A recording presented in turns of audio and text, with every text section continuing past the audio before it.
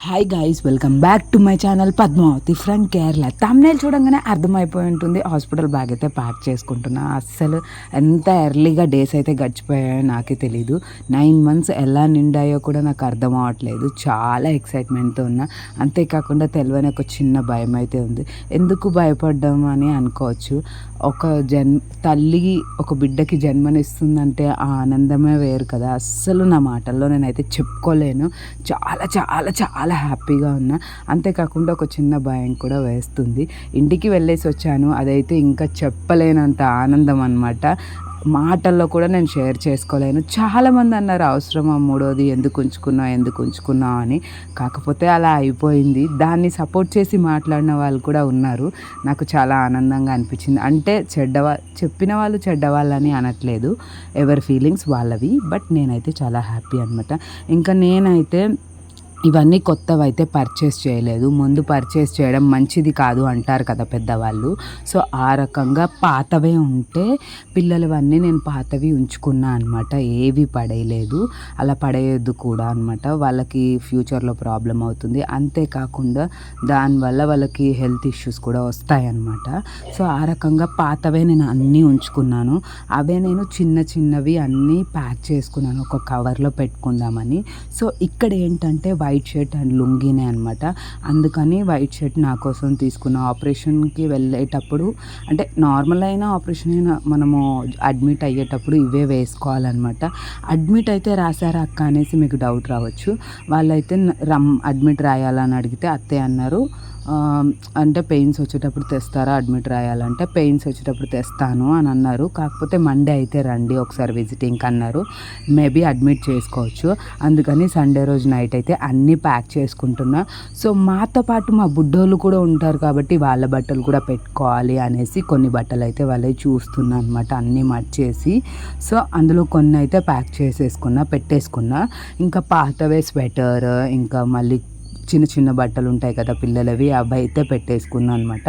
అత్తయ్య బట్టలు, నా బట్టలు అన్నీ క్లియర్గా నీట్గా ప్యాక్ చేసుకున్నాను. ఇంకా చిన్న క్లాత్స్ అయితే పిల్లలకు అవసరం పడతాయి కదా, అవి కొన్ని పెట్టుకున్నా. అంతేకాకుండా హెడ్ కింద వేయడానికి అలానైతే కొన్ని క్లాత్స్ అయితే పెట్టేసుకున్నాను అనమాట. సో ఏది మిస్ అవ్వకుండా నీట్గా పెట్టుకున్నా. ఎప్పుడు హడీబడీగా ఉంటుండే, బట్ ఈసారి ఎర్లీగా అన్నీ ప్యాక్ చేసి పెట్టేసుకున్నాను అనమాట. సో ఒక బ్యాగ్ తీసుకున్నా. ఆ బ్యాగ్లో ఏంటంటే మనకి బెడ్షీట్స్ అలాంటివి ఉంటాయి కదా, అవి కవర్లో అయితే పిల్లల బట్టలు పెట్టుకున్నా. ఎందుకంటే నేనుంటే నీట్గా వెతుక్కుంటా, ఇంకా అత్తయ్య పిల్లల్ని చూసుకుంటూ వెతుక్కోవడానికి అవ్వదనేసి ఒక కవర్లో పెట్టుకున్నా. అంతేకాకుండా హాస్పిటల్ పేపర్స్ ఎలా ఉన్నాయి ఏంటి అనేది ఒకసారి క్లియర్గా చెక్ చేసుకున్నా అనమాట.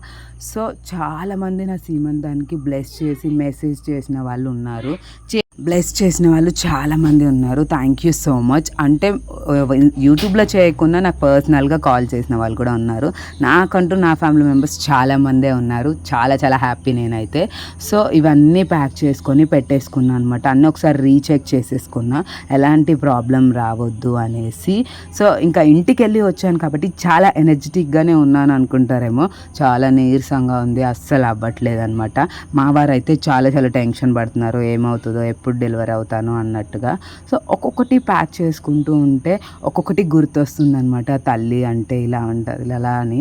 సో నేను ఎన్ని ప్రాబ్లమ్స్ ఫేస్ చేసినా, ఎన్ని చేసినా జీవితంలో నేను చాలా చాలా నేర్చుకున్నా అండి.